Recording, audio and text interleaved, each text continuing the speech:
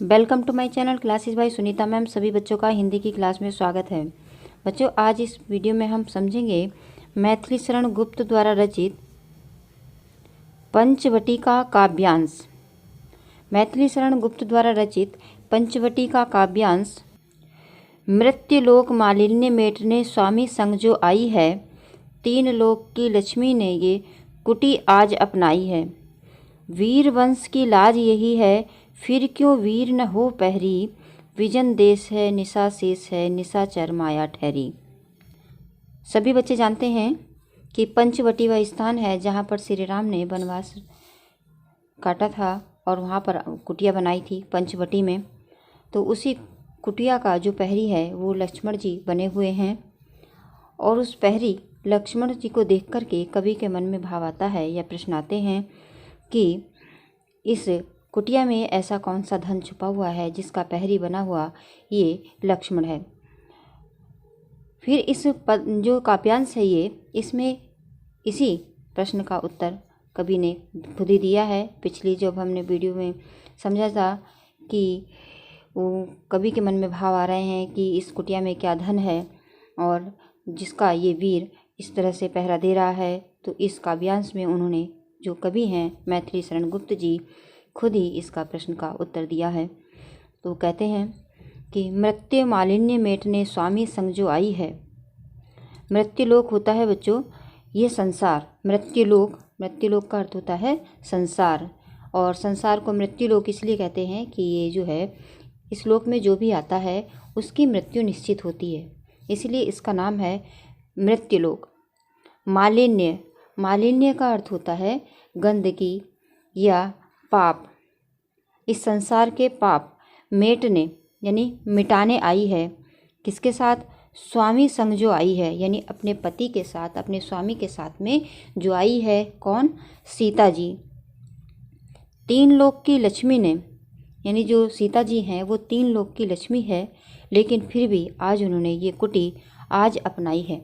आज जो सीता है वो तीन लोक की मालकिन हैं, लक्ष्मी हैं, लेकिन आज समय का जो है स्थिति ऐसी है कि आज उन्हें इस कुटिया में रहना पड़ रहा है। वीर वंश की लाज यही है, फिर क्यों वीर न हो पहरी। कहती हैं जो मैथिली शरण गुप्त जी हैं, वो कहते हैं कि ये जो है इस कुटिया के अंदर जो है बैठी हुई हैं सीता जी, वो वीर वंश की लाज हैं, मर्यादा हैं, फिर इसका पहरेदार इतना वीर क्यों ना हो। क्योंकि यहाँ पर विजन देश है। विजन कहते हैं बच्चों जहाँ पर कोई भी जन ना हो। विजन, जहाँ पर कोई भी जन ना हो, कोई भी इंसान ना रहता हो, यानी सुनसान जगह। निशा शेष है, और निशा का अर्थ होता है बच्चों रात। ये रात का पर्यायवाची है शब्द है निशा, यानी निशा शेष है, यानी रात अभी बाकी है। निशाचरी माया ठहरी।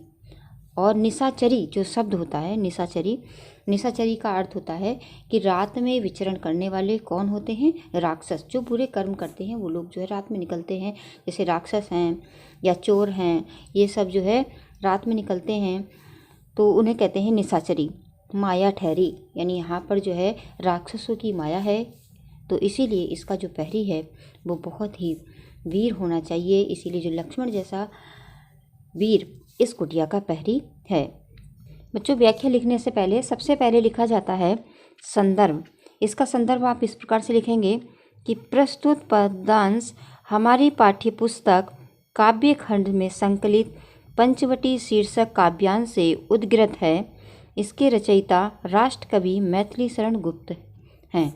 बच्चों, जब आपकी परीक्षा होती है तो आपको संदर्भ के, व्याख्या के और काव्य सौंदर्य के अलग अलग नंबर मिलते हैं, इसीलिए व्याख्या लिखने से पहले सबसे पहले आप संदर्भ लिखेंगे। तो इस प्रकार से आप संदर्भ लिखेंगे इसका कि प्रस्तुत पदांश हमारी पाठ्यपुस्तक के काव्य खंड में संकलित पंचवटी शीर्षक काव्यांश से उद्गृत है और इसके रचयिता राष्ट्र कवि मैथिली शरण गुप्त हैं। फिर लिखा जाता है बच्चों प्रसंग। यहाँ पर आप प्रसंग लिखेंगे कि पंचवटी की रात्रि अत्यधिक आकर्षक है। यहाँ पर एक सुंदर पर्ण कुटीर में राम, सीता और लक्ष्मण रहते हैं। लक्ष्मण वीर वेश में कुटी का पहरा दे रहे हैं और प्रस्तुत अंश में कवि उस धन की महानता का वर्णन कर रहा है जिसकी रक्षा के लिए लक्ष्मण प्रहरी बने हुए हैं। इस प्रकार बच्चों आप इसका प्रसंग बताएंगे, क्योंकि व्याख्या एक क्रम से लिखी जाती है। संदर्भ प्रसंग पहले लिखा जाएगा, बाद में उसकी व्याख्या लिखी जाती है। तो सबसे पहले जैसे अभी बताया आप संदर्भ लिखेंगे, फिर इस तरह से आप प्रसंग लिखेंगे। बच्चों वीडियो को रोक करके आप ही प्रसंग जो है, संदर्भ, प्रसंग, व्याख्या, काव्य, सौंदर्य, ये सब आप अपनी कॉपी में नोट कर लेंगे वीडियो को रोक करके। इस प्रकार से बच्चों आप इसकी व्याख्या लिखेंगे कि राष्ट्रकवि मैथिली शरण गुप्त जी कहते हैं कि तीनों लोकों की महारानी सीता जी ने इस कुटिया को अपनाया है। वह अपने स्वामी के साथ मृत्यु लोक के सांसारिक दुखों और क्लेशों को समाप्त करने के लिए यहाँ आई है। पंचवटी निर्जन प्रदेश है, यानी यहाँ पर कोई भी जन नहीं है, अर्थात सुनसान जगह है और रात्रि समाप्त होने में बहुत देर है। चारों तरफ निशाचरी माया फैली हुई है, अर्थात चारों ओर राक्षसों का माया जाल फैला हुआ है। इस कुटिया में रहने वाली सीता जी वीर वंश की मर्यादा हैं, इसलिए इस कुटिया का प्रहरी अत्यधिक वीर होना चाहिए, तभी वीर लक्ष्मण इसका प्रहरी है। बच्चों इसकी आप इस प्रकार से व्याख्या लिखेंगे और इस वीडियो को रोक करके इस व्याख्या को अपनी कॉपी में नोट कर लेंगे। अब लास्ट में लिखा जाता है बच्चों काव्य सौंदर्य। देखिए काव्य सौंदर्य में आप लिखेंगे कि प्रहरी के रूप में लक्ष्मण का सजीव चित्रण हुआ है। नंबर 2 पे है सीता जी को यहाँ सांसारिक पापों को मिटाने वाली कहकर गुप्त जी ने सीता के प्रति अपनी श्रद्धा व्यक्त की है। तीसरा है भाषा इनकी परिमार्जित खड़ी बोली है। चौथा इसमें श्रृंगार रस है, गुण माधुर्य है, जो गुण इसमें माधुर्य है, और जो अलंकार है वो रूपक है, और छंद इसका मात्रिक है। इसको अच्छी तरह से याद करेंगे कि प्रहरी के रूप में लक्ष्मण जी का सजीव चित्रण हुआ है। सीता को यहाँ सांसारिक पापों को मिटाने वाली कहकर गुप्त जी ने सीता के प्रति अपनी श्रद्धा व्यक्त की है। भाषा परिमार्जित है और खड़ी बोली है, श्रृंगार रस है, गुण माधुर्य है, अलंकार यहाँ